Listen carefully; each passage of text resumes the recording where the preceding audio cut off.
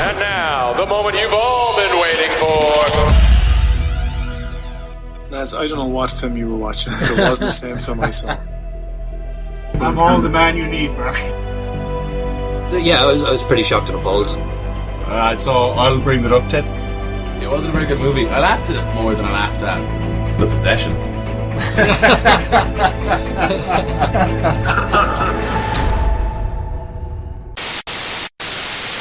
Good evening and welcome to Is It a Bicycle, Season 8, Episode 11, the original and bestest ever TV and movie podcast. My name is Stephen Wrigley and I'll be your host for this evening. Live from Vegas, we have a man who this week said, "Oh yeah, you're pretty cocky for someone with such a small vocabulary." It's Shaun, I love cans, Leonard. And in the red corner, it's our cuddly killer, a man who this week said that just once I want my skills to be so urgently needed that a helicopter is sent to pick me up. It's Mark, superhero Leonard. This week, we hope to discuss a movie in the shape of RunAllNight and some TV in the form of Poldark, Powers, and maybe Unbreakable Kimmy Schmidt. We'll see how we get on. We'll also have some news and some previews in Coming to a Bicycle near you. So how are we doing, guys? Doing pretty good, Steve. Haven't seen, what is it? It must be a week now at this stage. It's been a full week, and since we were last on this podcast even, we experienced Patrick's Day. Shaun, you were in Las Vegas for Paddy's Day. How did that go? Did your Irishness achieve a new level of value? It did in a lot of ways, but let me just throw one thing out to you guys, because there's a disconnect between America's idea of Patrick's Day and Ireland's idea. Have you guys ever eaten corned beef and cabbage? Yes. Okay. Is that something you had in Ireland? Yes. Okay, I had never heard of this thing before, and every Patrick's Day here, they try and force it down everyone's throats. Oh, yeah. It's perceived as being a really traditional dish when it's not, really. I just had it once or twice, like, yeah. But luckily, one of the venues where I was asked about such things was with some very nice people over at KNPR, a radio station over here in Vegas that goes out across the nation, and indeed the globe. Yeah. And we chatted about Paddy's Day and the Irish diaspora and stuff of that nature. So there was some value indeed to my brogue and my speech. How did that go? I thought it went quite well. Yeah. I actually learned some fun facts about Ireland.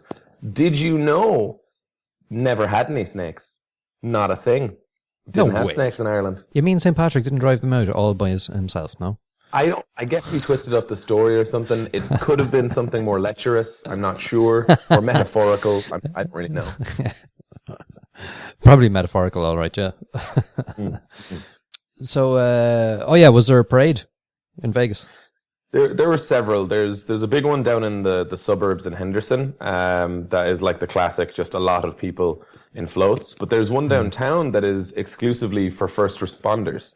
So firemen from all over the county and even across state lines sometimes, firemen, police officers, EMTs.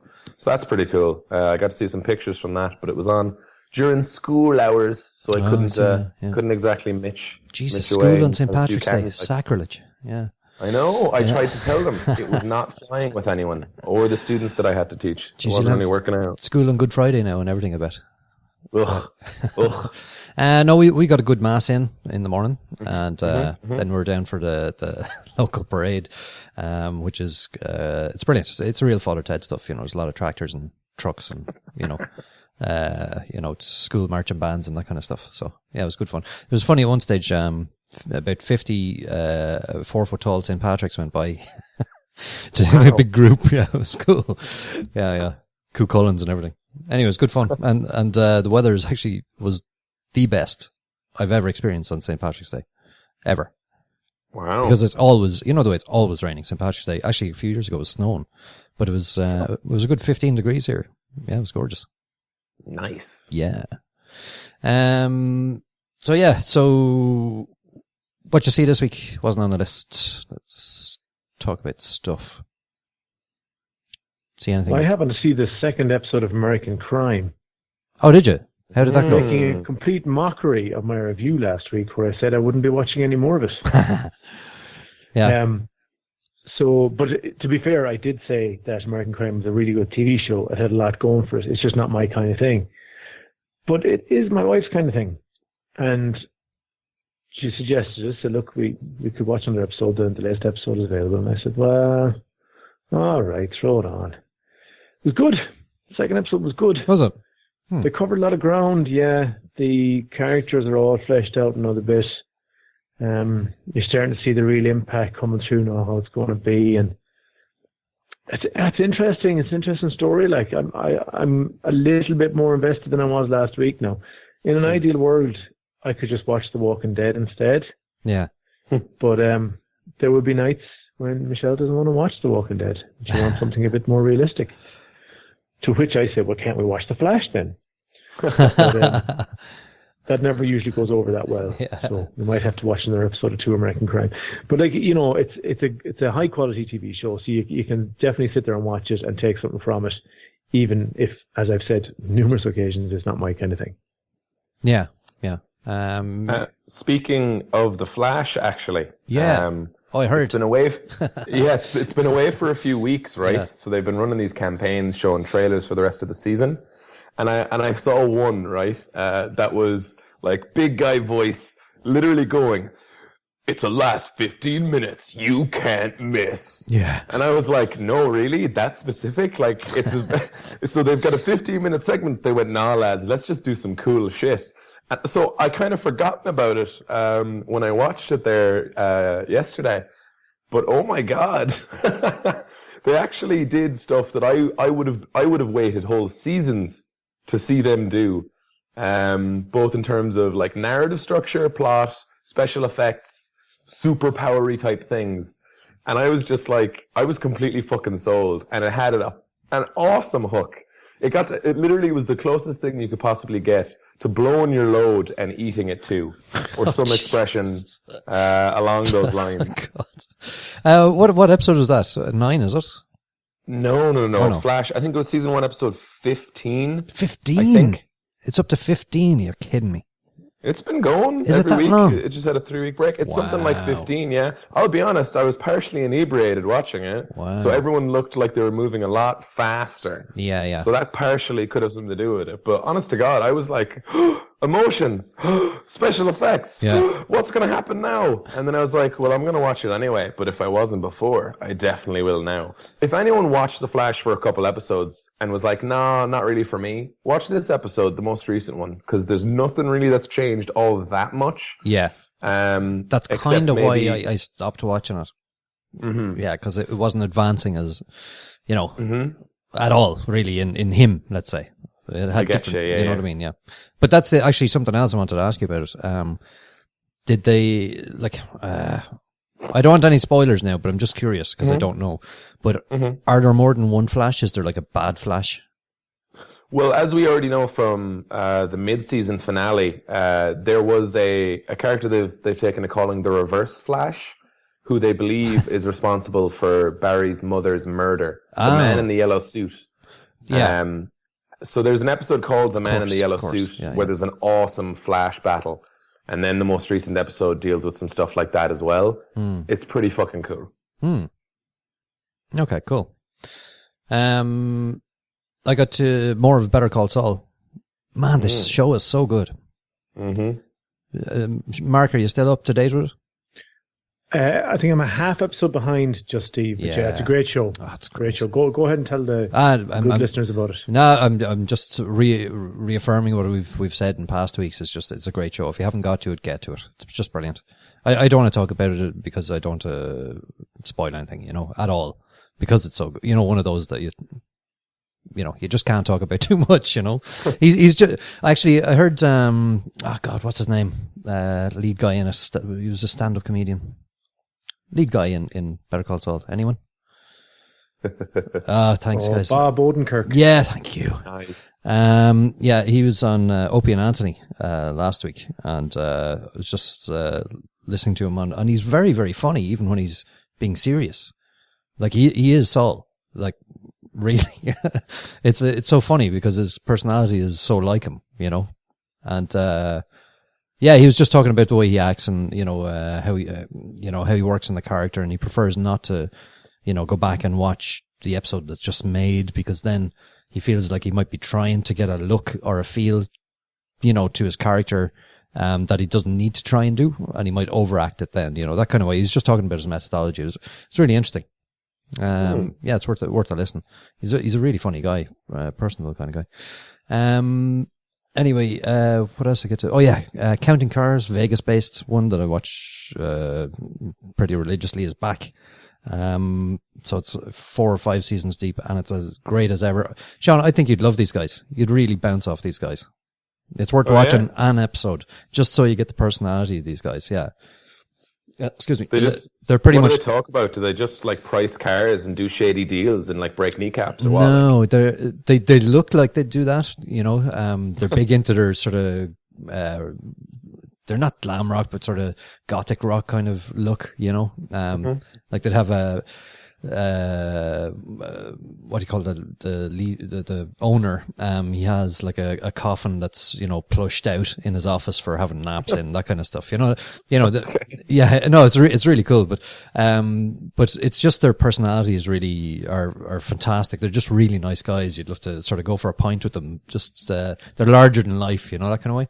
So it's actually people come to them or they go out shopping as in driving around Vegas, which is kind of cool. You see them going through all the neighborhoods and going, oh, look, there's a 67, whatever, Chevy, and they'll go and talk to the guy, and they may not buy it because your man might not want to sell it, you know, but more than often than not, they'll make an offer, and sometimes they bring it home, do it up, and either keep it or sell it, that kind of thing. So, but yeah, I think it's worth a look.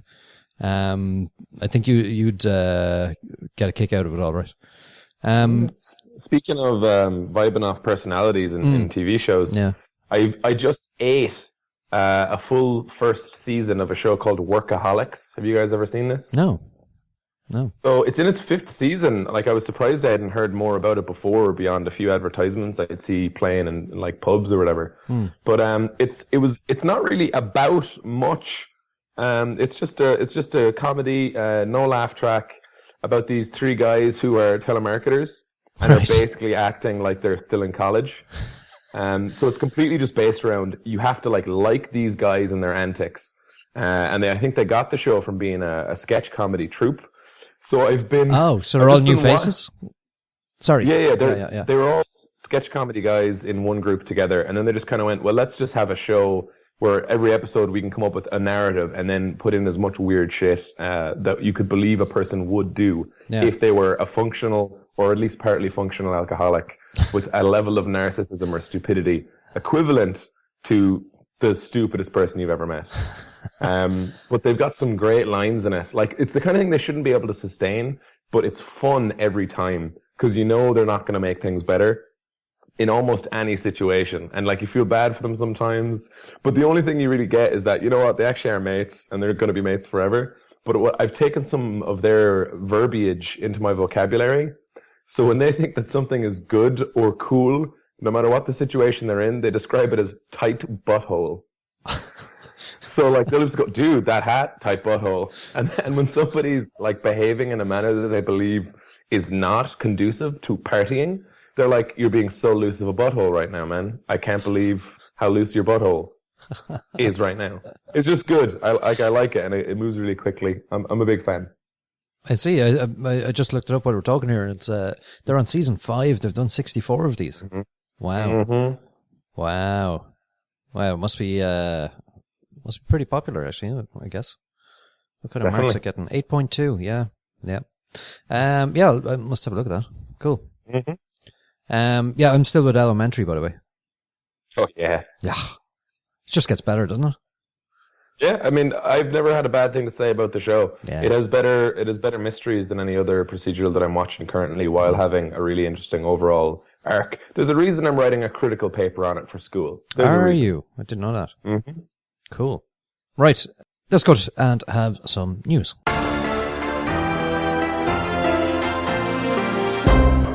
So, big piece of news this week. Do you guys remember the TV show Community?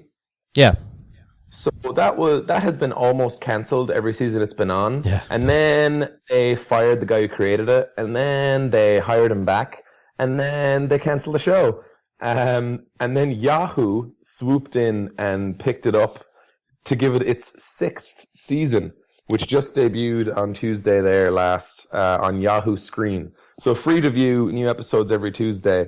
And it was very interesting to see how there's slight changes they're allowed to make now because they're not constrained by any formatting. other than what they want to work out themselves. So, for example, the episodes are 27 minutes long as opposed to your usual like 21 or 22. And if they wanted, they could curse and have as much nudity as they felt like. But interestingly, they haven't utilized any of that yet. And their production values went way up. Like, I think they got bank to actually make whatever show they kind of wanted to make. And based on what I've read, that's what it seems like. So for anybody interested in checking that out, Yahoo Screen, new episodes are coming out all the time. And big news happening in your guys' end of the pond. Oh yeah. And Steve will be updating us a bit more on this because I'm a complete Luddite. Top Gear, Jeremy Clarkson had a bit of a happy slappy, or there was some disagreement there last week you reported on. What's the newest on that? Oh yeah, well, he was suspended, and Top Gear is suspended. All the remaining episodes for the rest of the season suspended, which is a big thing because it's the largest TV show, factual TV show in the world. So, so the latest is there was a petition to bring him back, which nearly hit, I think it's around 1 million signatures. But I think, now this is rumor. That's not very many. 1 million signatures. It's not very many. It's a lot for a show on BBC. I thought you said it was the biggest show in the world. It is in the world. Show. It's syndicated, but this is petition. You remember I think, years ago, BBC. where was I at the time? It would have been 2002, 2003. There was a guy whose girlfriend didn't understand the internet, and she said if he could get his page to get 1 million hits in a month, that he would do a threesome with her. Do you remember? Yeah. And he got them in no time at all. Yeah. So you're telling me I wouldn't quite compare that to Jeremy Clarkson. I would of course compare it to. So what, by saying it's got 1 million signatures, I'm concluding that not very many people care. There's 1 million of his viewers, I guess. Now, what should be pointed out is that it's normally shown on BBC Two on a Sunday night, and 4 million people less watched BBC Two this Sunday than last Sunday. Ooh. Yeah. So, it's fairly significant. The other thing is that, there's a petition now for, Alan Partridge to replace Jeremy Clarkson. Oh my God. Yeah, I know, yeah. How many signatures? I'll sign that. I don't know how many are up on it yet, but, it was on, BBC News actually. Yeah. It was started on Monday, and this, news item is from, the 18th, which I guess is this morning? And 15,000 people are only on it so far, but it's funny. I guess it would all be about Lexuses or Lexuses, if it was him. Anyway, Jeremy Clarkson, have I got news for you? And Jeremy Clarkson has done it like a dozen times, I think. So he's actually booked in for the third show of this coming season, which is in April or May. So they're wondering how that's going to work out, if he's suspended just from Top Gear or not, or, the other thing that happened during the week with him was, some BBC source in inverted commas, compared him to, Jimmy Savile, right? Ugh. Yeah. But I think what they meant was in the context of being untouchable in the BBC. But I think it came out, so I think it came out very wrong. And now there's legal discussions going on about the slur. So yeah. Wow. Yeah. Anyway, just his news for this week. The other thing was A&E, the cable channel, are to remake the fantastic movie Let the Right One In, which is originally Swedish, then it was remade in English, American, yeah. And then there's 3 stage shows and so on. So now they're making a TV series from it. So actually, the American version was actually as good as the Swedish version. That sometimes they don't translate well, not literally, but they were reshot. It doesn't look as good and so on. But it was actually a great movie in its own right. So yeah, it's great. I think it would make a great TV show. The other thing was Blue Thunder, the 1983 movie with the tricked out helicopter. It's been remade. It was like kind of, do you remember Airwolf, surely? Yeah, I remember that. Yeah. I was at least -6 at that time. So, anyway, this new Blue Thunder will now be a drone instead of a helicopter. So just to bring it up to date. Was Blue Thunder was a helicopter as well, was it? Yeah. I don't know if you remember, but it had some sort of big Gatling gun on the nose of it kind of thing that swiveled around before Apache days kind of thing, so. Tron 3. Mm-hmm. Or Tron 3. Tron. Is, they're starting filming in October. Yeah, which I think is great. I know it didn't do massively last time around, The Legacy. But I think there's room for it. Disney obviously aren't giving up on it yet, so bring it on. I mean, they're going to make enough money from the toys that they could probably finance half the movie. Absolutely. Like, genuinely, that's what I think, And if they get Daft Punk on board, Yeah. I don't know, man. I don't know. It would be tough to make a soundtrack that is... To be honest, the soundtrack overshadowed the movie in a lot of ways. Yeah. Like, I have a mate, Connor, who just said it was a really, really good music video. Like Tron Legacy, great music video. It is actually, yeah, it's brilliant. Yeah. Oh yeah, and Fast and Furious, this 7 is out soon, and I just saw on IMDb that the way it shows the different translations, and AKA as in Japan it's a Wild Speed Sky Mission. I thought that was an interesting variation on a theme. Yeah. So anyway, so that's the news. I guess. So let's start with the first of our TV, which is Powers. Do you want to tell us about Powers, Shaun? Sure.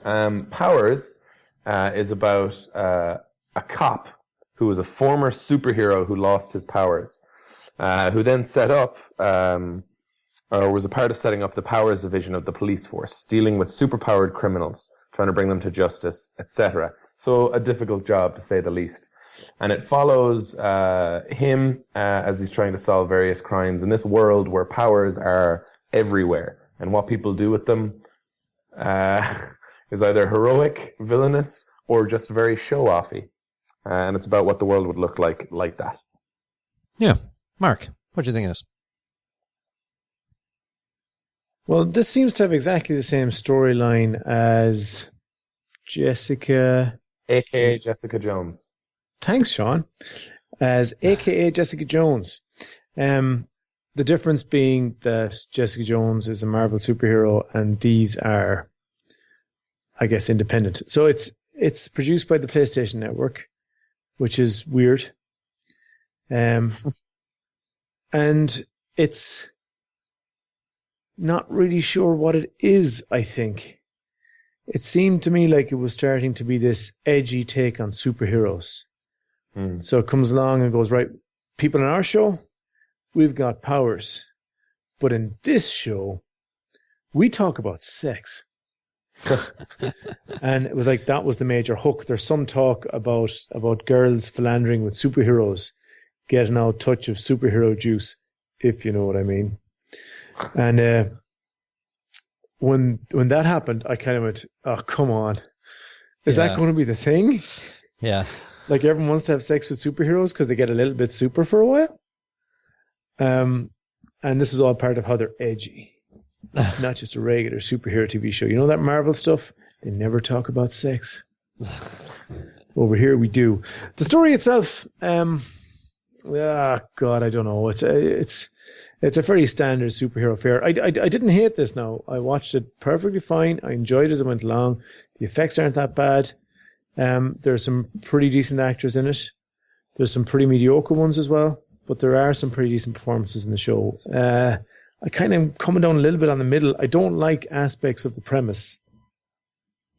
The whole sex thing does seem tacked on to make it seem like something different. It doesn't seem to add anything really. At the moment, at least. I've only watched one episode, mind. The moment's not adding anything, so I thought it got a bit too much lip service, if you know what I mean. Oh, God. So, not the greatest TV show I've ever seen, Steve. I would like to try another couple just to see. Did you think it was a little long-winded? I had no real pacing issues, no. Oh, I took a break halfway through. I took a break and made some coffee. I watched it with my dad, actually, when he was up at the weekend. Right. He seemed to enjoy it fine. But we did take a break in the middle and then come back and watch it again. So that may have skewed my view of the pacing of the episode. Yeah. Shaun? I actually, what I found interesting was, I think Mark's right about the way that the sex juice superpower serum thing was introduced, but I do think that it adds a little bit to the struggle of the main lead, played by Charlton Copley, who's doing a great job of his American accent. It is the most American accent I've heard in a long while. So he's a cop. He's like maybe a stand-up guy, but he's clearly like wrecked by the fact that he used to be able to fucking fly and he can't anymore. And like I can't really imagine what that would be like, but the only equivalent I could think of is if you couldn't walk and you used to be able to. Yeah. You know, they describe it like a phantom feeling, like a phantom limb. But when he's doing the rounds, like looking at superpowered folk, like questioning them to try and get info, I can see this struggle that he has where there's this girl that he clearly wants to ride. At least that's what we were led to believe. He either wants to ride her or he's just pumping her for information, if you know what I mean. And what I was like, okay, well that's kind of like a nice wrinkle. Like maybe he's kind of a shitty guy because she's clearly like super fucking young. Like and then I went, oh, hold on. This has nothing to do with her as a person. Maybe not even attractively. He wants to fuck her, even though he knows it's not the right thing to do, and then see if he feels a little bit like he used to, powers-wise. So I thought that was an interesting wrinkle there, and he's so twisted about it that I wouldn't be surprised if that comes up a little bit more. Because it's like, if you don't have powers, everybody wants them. And there are wannabes, there are people who, you know, might eventually one day have powers, based on their parentage or whatever, and we're not really sure. So I don't know, I kind of do like the world. I think the dialogue is pulled from a comic book, but not this one, because Powers, the comic book, has more interesting dialogue, I think, than this does. Like, I couldn't find any moments in it where the dialogue wasn't, like, really basic. And that's not necessarily a bad thing, except if the source material has, even, like, particular scenes, like, there's one scene where they go to the coroner, and the coroner's having a shit day because, you know, superpowered bodies, how's he even going to fucking get into them? You know what I mean? But in the comic, that scene is way more sad and weird. Like, it's because he's there with this impenetrable corpse and he's just like, there's nothing that I can do. Like, what do you expect from me? Like, my life is hell. So, I don't know. So that was something that I felt was a disadvantage, but in the translation. I did like the violence in it. There's some violence early on that I thought was actually, like, not overly graphic, but it was like, holy shit. Like, okay, so shit like that can happen whenever. And there's a guy called Johnny Royale, who's a great actor. Like, he's been a bit player in a lot of things. And I'm glad to see he's getting to be super villainous to some degree. And his powers are working pretty well. And they're not shying away from going, nah, like, a lot of this is cheesy. Like, there's a guy who can teleport, and whenever he does, you hear this. Yeah, that is so funny. That is so funny. Yeah. I'm fine with that. That works for me. So I don't know. I liked it, but like Mark says, I'm not sure if it's a great show. I think it's good for what I watched, and I'm going to watch more, but I'm undecided about whether or not it's like worth watching for others. Yeah. You know who stood out actually in this for me was Eddie Izzard. Mm-hmm. Yeah, Mm-hmm. I think he's brilliant in it. I think he's perfectly cast. And actually, you know, Johnny Royale was pretty good as well. He kind of has that, I don't know, what was it, Cancer Man in the X-Files look about him or something. A young cancer man, yeah. But, I enjoyed this, you know, but I asked, Mark if he found it a bit long-winded because I did.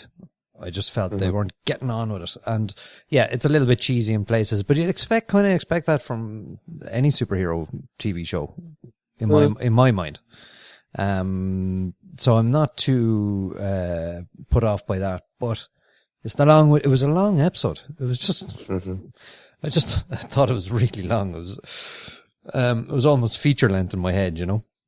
I might give it another go. I pretty much agree with what you guys have said there. It's not filler. It's not filler. Not quite thriller, but I do want to see more, and I want to see what Eddie Izzard gets up to too. So, I'm going to watch more of this. I think it's worth giving it another episode. I'm hoping I'll get time this week to watch one more anyway, just to see where it goes. Yeah. Like,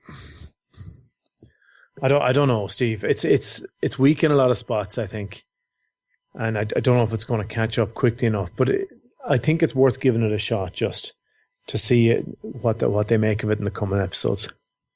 Yeah. So I guess, by our definition, that's a thriller for me. Yeah. Just scrapes over the line. Yeah. As a thriller. Yeah. Cool. Shaun. For me, what it comes down to is when you pitch a TV show's idea, you should be able to see 100 episodes in it, or it's not the perfect idea. And the pitch for this is they're cops, they don't have superpowers, and they're trying to stop superpowered criminals. And I'm excited about just that idea. If they can actually come up with some great, even if it's procedural, I don't care. Like, I'm fine with looking at one-off bits and pieces of that. It could be hilarious and it could be action-packed. So, yeah, it's thriller for me, and I hope that they can be more ingenious and innovative with the idea. Cool. Okay, next one we saw this week was Poldark. That is set in, excuse me, 1700s in Cornwall, England. It's a drama. It's about a guy called Ross Poldark who goes off to fight in what is it, the American Civil War? No, it's before that. It's British and French, isn't it? In Virginia, yeah. And in American Revolution. And he doesn't come back for a few years, so everyone presumes he's dead, including the love of his life, who's now engaged to his first cousin.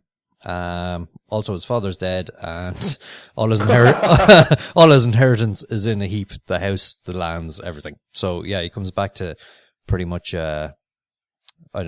rebuilding. So yeah, that's pretty much it. It stars, God, what's the name? Sorry, it's Aidan Turner. Sorry, thank you. Yeah.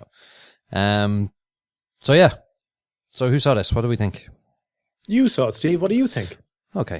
What did I think? This was interesting because I went into it thinking, I'm not going to like this. It's just kind of one of those drama period pieces. I'm not going to like it, but I was pleasantly surprised in that I did like it. And in fact, I've given it episode 2 as well.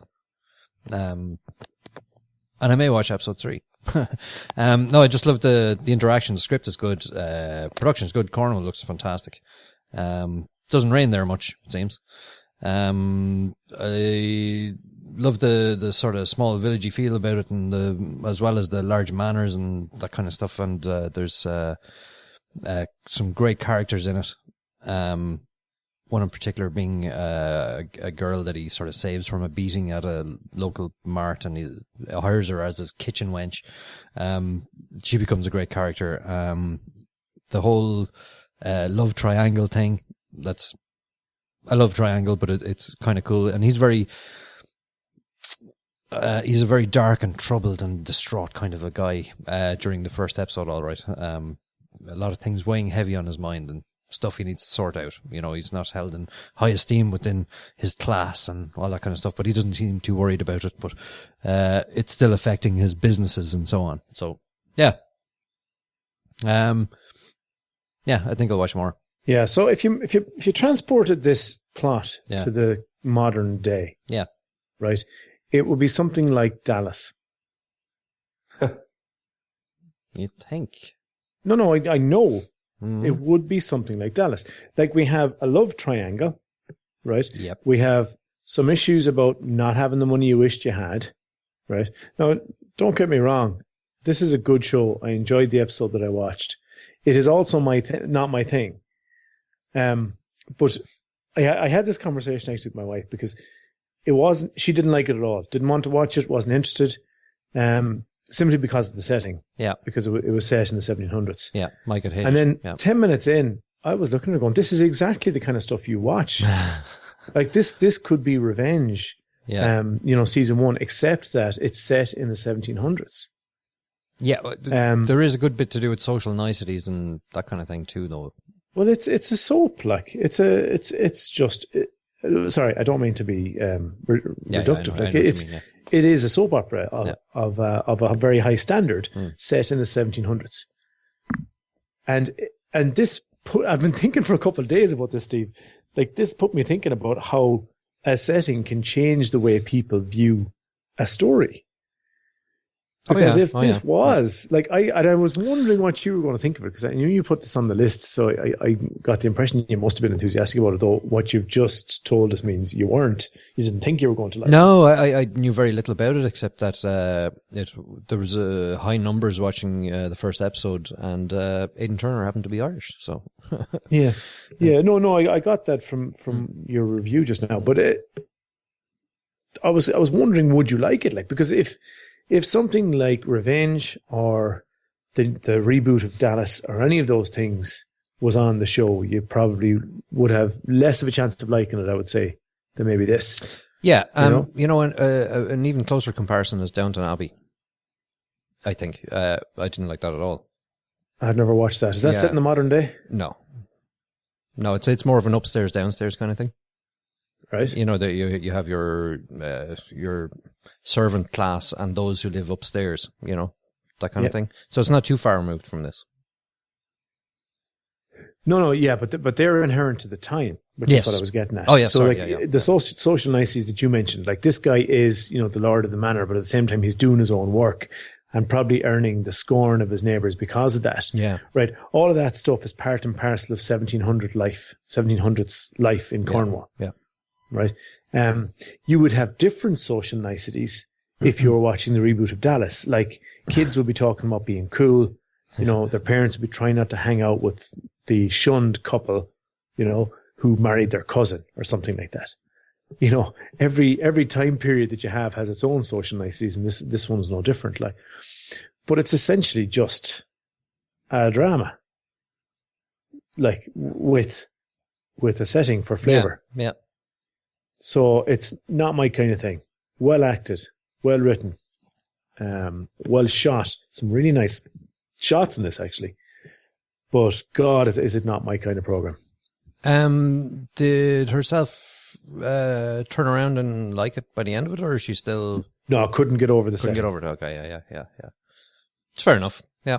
See, everyone has their own taste, It's interesting, right? Because we're juxtaposing a type of story that I wouldn't, speaking just for myself, that I wouldn't typically like, with a setting that I'd probably have more interest in. Yeah, I mean, you could see it in Battlestar Galactica, completely different audience, I guess, but be as well received. I think you've gone too far now, Steve. Oh, no, but, I don't mean that. I mean, like in a sci-fi space thing, if it was set, No, I see where you're coming from, totally, yeah. Shaun, what did you think of this? I didn't get to it, to be honest, and in large part that was because of the setting, which is lovely to hear you guys talk about it. You kind of go, if this was in space, I probably would watch it. Even if it was about kisses. If it was exclusively just about who was going to do kisses with whom, space would have gotten me over the line. If they called it like the Dark Pole, and then it was about the Andromeda Galaxy or something, that'd be fine.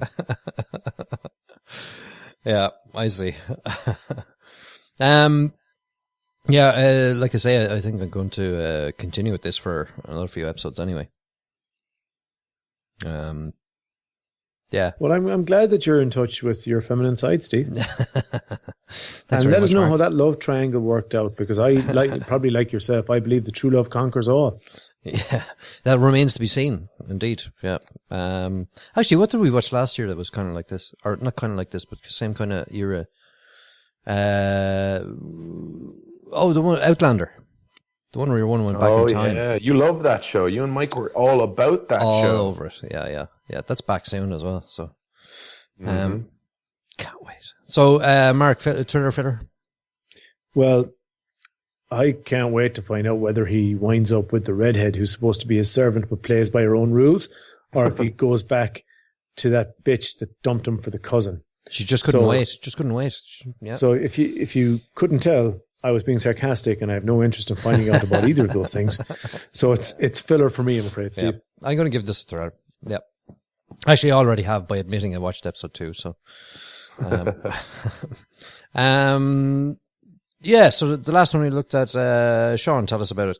Unbreakable Kimmy Schmidt. Unbreakable Kimmy Schmidt is Tina Fey's new show, which is on Netflix. It was going to be on NBC up until the last minute, and then they went, no, actually, And then she was like, oh, that's shit. And then Netflix went, ha ha ha, give it to us. And it is about some ladies who fell victim to a charismatic cult leader and lived in a bunker for 15 years. And they've just gotten out. And Kimmy Schmidt won't be broken, get it? She won't be broken by that experience. And she's going to go to New York and figure out who she is and how to be a grown-up and just what the world is like nowadays and what her place is in it. And it goes from there. Yeah. Mark, what do you reckon? Oh, not for me, Steve. Not for me in any way, shape, or form. So, it's a pity Shona isn't on, because I got the impression that she liked this, but we can ask her about it next week, I guess. I didn't like it. I didn't like it from the get-go. I didn't laugh at all throughout. I thought the friend, her roommate, Titus was extremely stereotypical. And I didn't think he brought anything to the show except for one joke about Diana Ross that I appreciated. Can I make a comment on Titus while we're on him? You can. Yeah. Well, it's not a comment. It's just something I read today. That he was in a scene. I think was it 30 Rock, Shaun? It was 30 Rock. Yeah. Yeah, he was in a scene. He rocked the scene, and then was now given a regular, character in this show, and he's absolutely rocking. I think the character as well. But I'll talk more about him later. But anyway, I just thought it was interesting, And actually, his name is Titus. Mm-hmm. Yeah. You are filled with interesting facts tonight, Steve. So look, I didn't like it. It sounds like you did, and I think it's more in keeping with the spirit of the show tonight if we let you talk about it and tell the people all the good things about it. You're talking to me or Shaun? To you, Steve. Oh no, it's just excuse me. I think Shaun should go next, actually.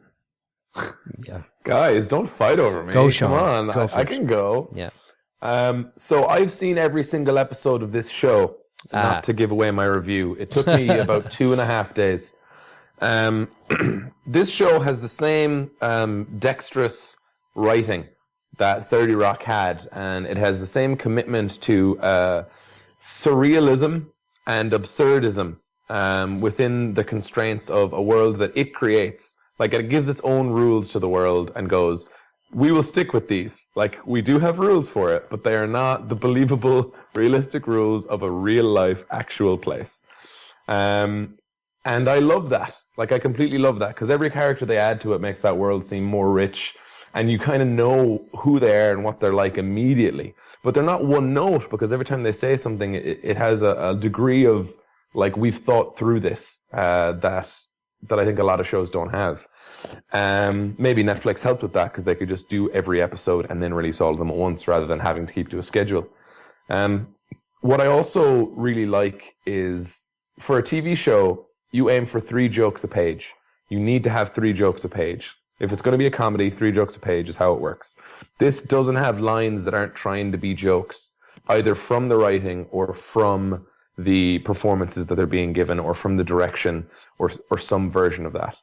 And I appreciate that. Like, I like word jokes. Like, that is good. Like, there's a joke later on where Kimmy is in a class, and a kid shows up and his name is Dong, and he's from Vietnam, and she goes, Dong, and then she's like, oh, hi, I'm Kimmy, and he goes, Kimmy, oh, I'm sorry, that's a Vietnamese word for penis. And I went, oh my God, I can't believe that they planned that many episodes ahead so they could nail that double dong joke. Like, ridiculous. And like, at one point she gets 6 missed calls and she's like, dong, dong, da dong, dong, dong. Like, ridiculous levels of playing around with word sounds, and things like that. And it comments a lot on, like, stereotyping, struggles and the nature of celebrity. So it opens, the opening song is always so there's this black guy commenting on seeing these 4 women get rescued from the bunker. And that becomes the theme song for the show. Because in America, all of the time now, with somebody like, do you guys remember Ain't Nobody Got Time for That? Do you remember that thing that was going around with that lady was on the news? And she went, Ain't nobody got time for that. Oh, yeah. Oh, man, I laughed at that. Yeah, that was actually quite funny. Yeah. That happens all of the time. One guy put up a video on the internet describing how good the Five Guys burger he was eating. And then that became viral. Oh, damn. Wasn't it? Yeah. Yes, exactly. This happens all of the time. There's a word for it, actually. I can't remember what it's. Well, they songified it. Songified, that's it. Yeah. The same guys who do those songs out of people's interviews or news interviews or just videos they put up are Songify, and they made the song for this show. And they actually use that throughout, especially towards the season finale, like 3-parter. They use that to comment on what we do to people once they become celebrities, especially people who are minorities that immediately become that thing. And Titus's character gets involved in that a lot. Like there's, and this isn't giving that away because it's tough to give away plot stuff for this show, really, given how zany it is. But there's this amazing sequence of events where Titus gets a job where he has to wear a werewolf costume for work, right? And he's walking down the street in the werewolf costume, and this cab pulls up and goes, "Oh, hey, were you looking for a lift? Were you looking for a ride?" And he goes, "Oh no, I'm sorry." And this lady stops and goes, "Oh shoot, my shoe's untied. Would you hold my baby?" Basically, people treat him really nicely, right? Which then he goes, "Wait a minute." And he walks outside like a regular black guy that he is and can't get a break. Like it's just not happening. So it leads up to this beautiful scene of his werewolf makeup falling off. So it's like a reverse transformation. It's just, they managed to have the stupidest thing in the world, which is a guy who's wearing a werewolf costume and wants to so people will treat him better. They managed to use that to comment on race and how it's difficult to be perceived one way all the time. Yeah. So I really, really like the show and on all fronts. And I thought that every actor in it, bang up job. And I don't know if you guys have watched ahead, but to see some of the cameos they have and who they eventually end up get to play the crazy preacher guy, they did some good work. They figured some stuff out. So great performances, great writing. I love it. My review isn't going to be half as long as that. Okay. It's only going to be a couple of sentences, really. Yeah, I thought it was, charming, cute, funny, positive, a lot of sunshine, that kind of a show. Brain at the door, of course. I thought they relied a little bit too much on the humor of the type, what a hilarious misunderstanding kind of, trope, you know what I mean? Because that is going to be the nature of it. And I thought it was a great first episode. I thought it would be a fantastic short. Just don't see the whole season. You've seen it now, so you can tell me. But I don't see how they're going to expand a whole season without going back to the same trope of, she doesn't understand. So here's the hilarious thing that she needs to learn about. Or, the normal thing, but isn't it hilarious that she doesn't know about it? Am I wrong, or is that... No, well, yeah, I do think you're wrong. Okay. But what I was also going to comment on is, I think it's kind of genius, like what you're describing is fish out of water, right? Yeah. Because that has literally been out of our pond for 15 years. Yeah. But she can, Tina Fey and everyone else who wrote this, use that to make fun of the 90s in a very realistic way, where it's like, remember that? That's what was popular 15 years ago. Do you like that? Does that make you happy? And also the weird stuff that if you weren't around for a very long time, the way the world is now would be really weird and surprising, and not just stuff like cell phones. You know what I mean? Yeah. I think that they use that to great effect. And also plot lines for the episodes. She needs to get a fucking education. She needs to get a job. You know what I mean? Like, and also romance starts to come into it, and she's never been kissed. Like, I think that those are real life things where we get to get all the benefits of trying to make it in New York as a 20-something. Or 30-something, I'm not sure. And also trying to have a teenagehood. You know what I mean? Because that's what level her emotional abilities are at. So I don't know. I think that it gets the best of both worlds for a lot of different types of shows. And I think that the plots at no point don't slow down at any point. I think that they have vigor. And are there a lot of like confusion situations? Sure, I guess. But I don't think that would be that dissimilar from sitcoms in general, where miscommunications most frequently occur. Okay. That's kind of settled it for me. Yeah. Settled it that you don't like it? Well, no, that if I'll watch more or not. Because, I thought it was a fine first episode. Yeah, I'm going to have to give the first episode a thriller, but I don't think I'm going to watch anymore. I did enjoy the first episode, but I don't think I just don't see. I don't see how it's going to sort of broaden my horizons by sticking with this, or how it's going to keep me interested if this is the story. You know, appreciate what you're saying, but I just don't think it's for me. Okay. Yeah. Yeah, like there's no accounting for taste either. Like, Shaun saw directly to what they were trying to do and found it funny, I think, if I'm hearing you correctly. And that's fine. You know, I didn't find it funny, which made it difficult to care about what they were trying to do. And, you know, both opinions, I think, are perfectly valid. So I guess this is one for the audience to have a look at and see what they think. Yeah, and, you know, it's short enough that you can just, 25 minutes or something like that? Yep. An episode? Yeah, absolutely. Yeah, and Ellie Kemper, is it? Ellie Kemper? Yeah, the lead in it. She does a great job. So anyway, it's a thriller for me for this episode. And Shaun, it's a thriller from you, obviously. And Mark? Yep. It's filler for me. Filler from you, okay. Next up we'll have our movie, which is RunAllNight. Mark?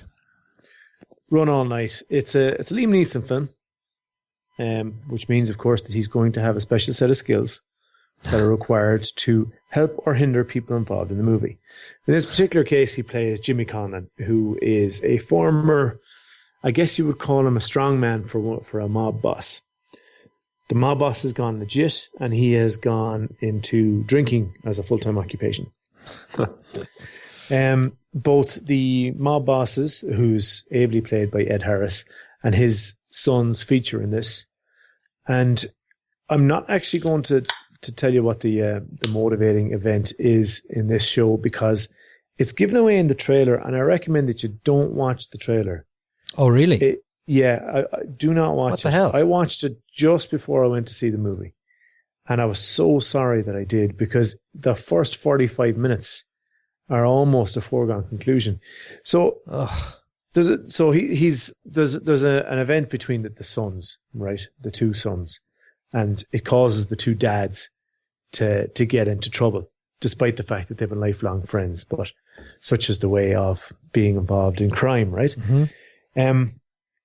The thing about Liam Neeson is that when he's on screen, he is extremely likable and interesting, almost regardless of who he plays. Even if he's playing a lunatic who's about to attack a pack of wolves with sharpened spoons.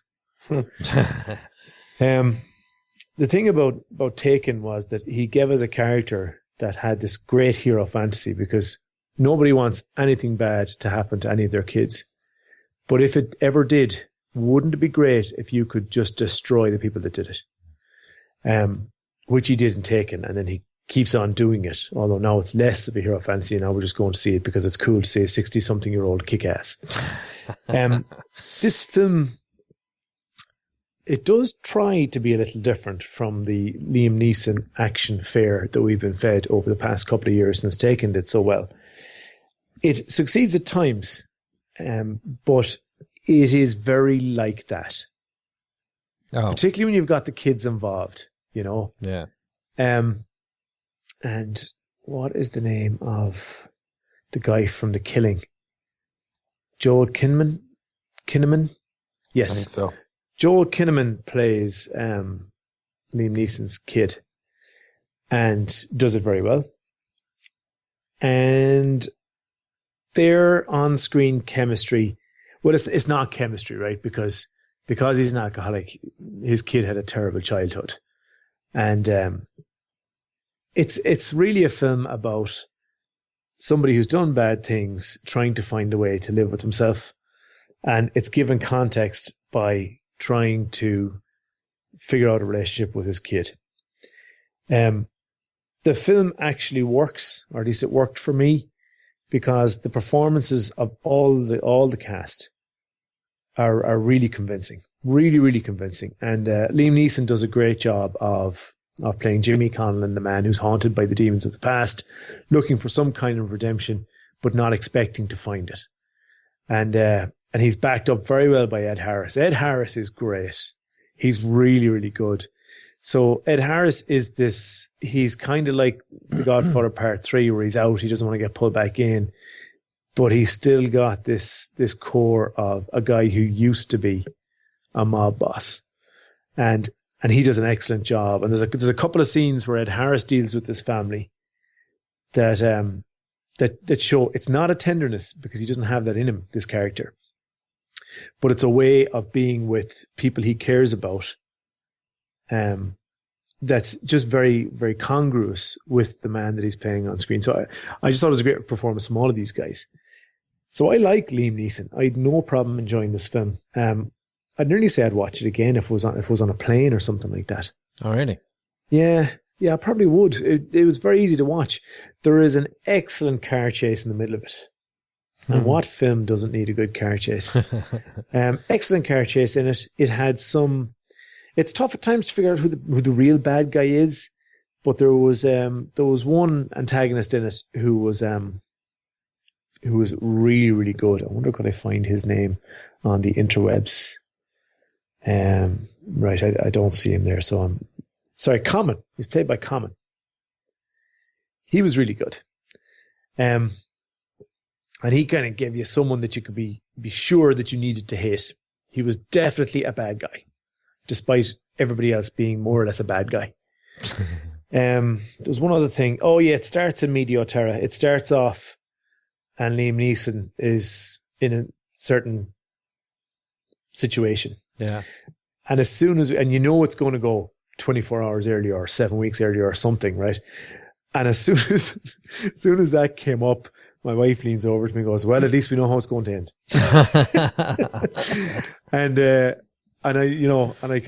That scene actually self-spoils the movie in a lot of places. I think they should have left that out. Wow. Because I think, and do you know why I think they put it in? I think because this film was kind of going, right, look, we're an action film. Yeah. We need to do a couple of these actiony things. Mm-hmm. And they probably oversold it in the trailer to the point where they spoiled major plot points. But it's actually a decent story. And it's been acted, directed, and shot so well that it's kind of a good film. Although you would expect it, for many reasons that I've already covered, not to be. So I really liked it, Steve. It's a 7 for me, and I encourage our listeners to give it a shot. Wow, really? Yeah. And how does it compare to the Takenings? Really? It's not as good as Taken 1. I think it's probably better than 2, and I haven't seen Taken 3. Okay, yeah. It's better than Taken 3. Thanks, Shaun. The Tuck. Okay, cool. Yeah, I'll get to that. Yeah. Okay, so next up we have some previews and Coming to a Bicycle near you.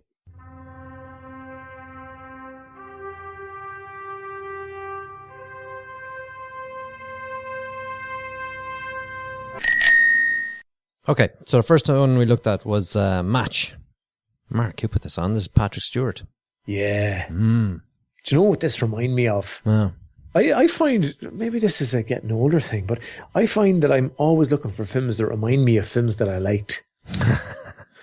And do you know what this one reminded me of? Was A Late Quartet, which is one I really loved from 2 years ago.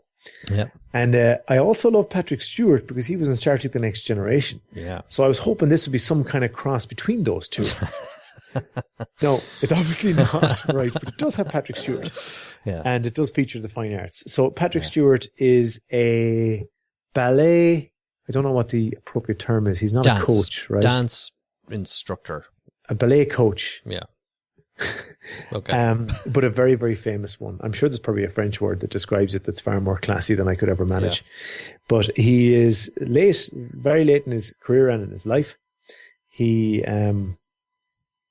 is being interviewed, I guess, by two people that he meets at the start of the movie. And as the film plays out, and it's shown in the trailer, we start to understand that there is more of a connection between these two strangers than he first realized. Yeah. So there have been interviews about the dances in the 60s. Or are they? That's the question. Exactly, or are they? Yeah, so there's an undertone after once the trailer gets going. It's a good trailer. I'm intrigued. I think it looks great, and Patrick Stewart looks great, and he's a thespian, and I'll watch it. Yeah. Yeah, I would watch it as well. Yeah. Because, you know, he knows how to do a role like that, Patrick Stewart, very well, I think. Yeah. I think he's been wasted for years in things like X-Men. I was just going to say, yeah, absolutely. Yeah. But this is something, you know the story about Patrick Stewart when he started in Star Trek Next Generation? No. They, obviously there was a lot of internet hype about STTNG because it was the first Star Trek in ages and everyone was kind of delighted it was back on the air. But then when he was cast, the whole internet kind of went, huh? And he was described in some article as an unknown Shakespearean actor. So for the first season somebody put, and it could have been him now, I don't know, but somebody put a sign on the front of his trailer saying, beware, unknown Shakespearean actor. Right. And from time to time, somebody appears on eBay claiming they have this sign. No way. Yeah, and they try and sell it to people for a lot of money because it's amongst the STTNG faithful. This is a pretty well-known story. Yeah. But Patrick Stewart has said in multiple interviews that nobody has it. He has it because he's kept it. So the point of me telling you all of that was, as a now known Shakespearean actor, this is the perfect role for him, and I think he's going to do a great job. Yeah. You know, there's only like 6 people in the cast. What? Yeah. It's nuts, isn't it? Yeah, so obviously I presume it's all going to take part indoors in the apartment or something. Yeah, I'd say so. Yeah. So you could do this on stage probably. Yeah, exactly. Yeah. And he probably will. Yeah, it's true. Yeah. Next summer. So the next one we looked at was Supremacy. I don't have big hopes for this. Why so, Steve? I don't know. Well, let's give the background first. It's a guy who's just been paroled. He's a white supremacist, and himself and his girlfriend kill a cop and go on the run, and then they take an African American family hostage. And other stuff happens where there's an influence from, I don't know, white supremacist leaders in jail or in prison that he gets in touch with. So anyway, that's kind of where it starts. I don't know. I don't know. I'm just not mad to see it. It just kind of looks okay, you know. It's you know that movie. What did we see lately? Or not lately? Panic Room.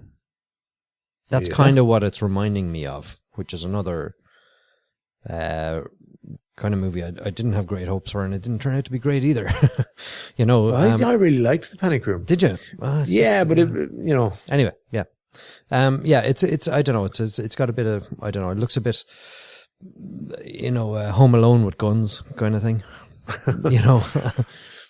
Yeah. Yeah. There's a lot of undertones to this. There's the racial undertone that you mentioned. Yeah. And there's the real mortal jeopardy that everybody in this seems to be in. Yeah. So if they can manage the tension well, I think it might be better than you're expecting. Yeah. Maybe it just wasn't a good trailer. Maybe. Yeah, maybe. Time will tell, Steve. It's kind of one of those you see that I'd approach, like what was the name of the one where there was one day every year where everyone goes mad. Purge, yeah. That's kind of what it reminds me of as well. And I'm just not feeling it. Just not feeling it. That style of movie at the moment. So anyway, could be surprised. The last one. Did you see this last one? Yeah, Pixels. Pixels. What did you think of this? Oh, I hate that guy. Adam Sandler.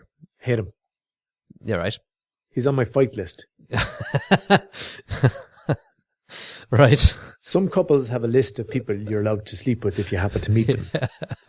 I have a list of actors and, well, let's just say actors that I am allowed to fight if I ever meet them. And Adam Sandler is number one. Yeah. Shaun Bean's in it as well. I'd fight him too to get to Adam Sandler. Oh, yeah. Although I kind of like him. Peter Dinklage is in Yeah, he's going to make the list soon. If he doesn't stop doing things apart from Game of Thrones, he's getting on the list. Jane Krakowski, who we saw earlier actually in Unbreakable Kimmy Schmidt, she's also in it. There's a few big names in there actually. So basically, we sent a probe to the States, to space. Yeah. We sent a probe to space looking for extraterrestrial life. And according to this particular trailer, we told them about our society by giving them examples of the video games that we play. It seems that aliens took it the wrong way and have sent back a fleet of video game characters to destroy us, which I'm sure is exactly what would happen. So there are scenes of Pac-Man eating cop cars and buildings, and Donkey Kong trying to kill Adam Sandler. And I honestly wish him well. Do you think you'll watch this? Oh, I'll try and avoid it as best I can, Steve. You think so? Yeah. I thought you might be hooked in by the classic games. No, even that couldn't do it for me. It's just I've yet to watch an Adam Sandler film I enjoyed. Yeah. Even Happy Gilmore, you didn't enjoy that? See, that's Shaun the one loved exception, Happy isn't Gilmore, it? and Shaun Surely. watched it every day for a summer when he was a kid. That would ruin it for you, all right. Yeah. Ruined it for me. I think it was Happy Gilmore anyway. Yeah. That or The Water Boy. But one of those anyway. Yeah, I kind of have the same thing with the piano soundtrack. But anyways. Oh God, every day in college. Anyway, yeah, I don't think I'll watch this either. No, Yeah, I don't know. I don't know. I think it's funny because it's a mix of you need to be sort of 14 to really enjoy this, but you need to be older to recognize all the characters, you know. Or maybe you just need to be Adam Sandler. I don't know. But anyway, it's going to be an odd one. I don't think it's going to do too big at the box office. But anyway, actually, the budget is estimated at 110 million. Wow. Okay. 110 million, you say? $110 million. Yeah.